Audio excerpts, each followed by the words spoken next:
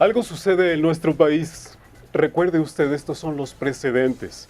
En el ámbito federal, nuestros representantes populares hablaron de la ley en contra del terrorismo, de aquellos actos públicos que ponen en riesgo la paz y la seguridad de la población en general.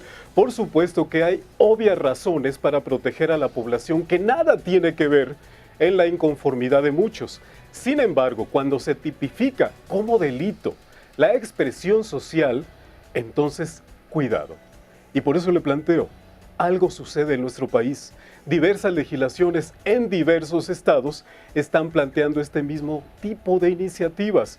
Proscribir la manifestación social e incluso ponerle un horario restringido. Y si nos vamos a los casos extremos, está el asunto de Puebla con la ley Bala. Por eso es que hay personajes como Antonio Navalón, un analista de Reporte Índigo, que plantea una pregunta: ¿cuál es el tamaño de nuestro miedo? Pero también podría ser, ¿cuál es el tamaño del miedo de los gobiernos que toman este tipo de medidas? Nos dice Antonio Navalón, ya son por lo menos 8 años en los cuales se ha implementado una estrategia de seguridad que lo único que ha reportado son muertos. Más de 100,000 muertos en una guerra que inauguró Felipe Calderón.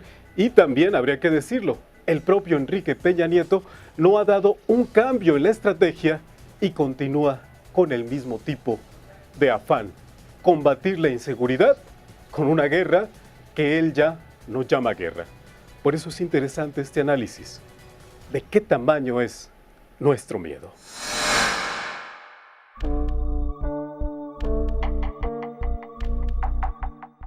8 años de la misma receta, las mismas medicinas y los mismos doctores, no solamente no han resuelto la enfermedad, sino que, en muchos sentidos, la han empeorado.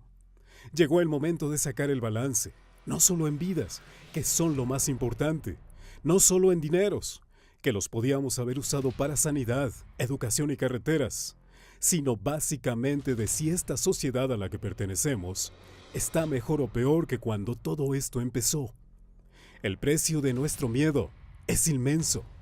En México nos hemos acostumbrado a todo. 100,000 muertos, 26,000 desaparecidos. Pasan los años y los muertos descienden, pero siguen existiendo. Sin embargo, sucede algo alarmante. La montaña de nuestro miedo no baja.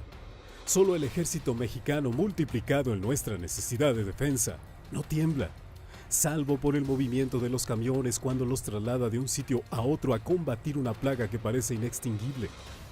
En el año 2007, tras un año de iniciada la falsa guerra de Calderón, el presupuesto para la defensa ascendía a 32,200 millones de pesos. En aquel momento el marcador indicaba menos de 5,000 muertos. Para el 2008, el presupuesto aumentó a 34,000 millones, y el último año que Calderón asignó el presupuesto, lo incrementó a cerca de un 80%. Para ese entonces, ya llevábamos 100,000 muertos. Ese es el precio de nuestro miedo. El negocio de nuestro miedo y nuestra muerte se está volviendo altamente sustentable. En 2006, iniciada la falsa guerra de Calderón, contábamos con 6,489 policías federales. Para 2012 la cifra ascendió a 36,940. Según datos del gobierno actual, para finales del sexenio peñista, la cifra llegará a 100,000. Pero el aumento en policías federales no ha dado los resultados esperados. Al final, el ejército está hecho de carne y sangre mexicanas. Son tan honestos como usted y tan corruptos como yo. Son tan fuertes como usted y pueden caer en la tentación como yo. Como he dicho, en pesos el incremento para defendernos fue del 80%, pero en percepción es terrible. Y lo que es más importante, en el balance del miedo, deténgase un segundo, mire un espejo y hágase una pregunta. ¿Hoy tiene más o menos miedo?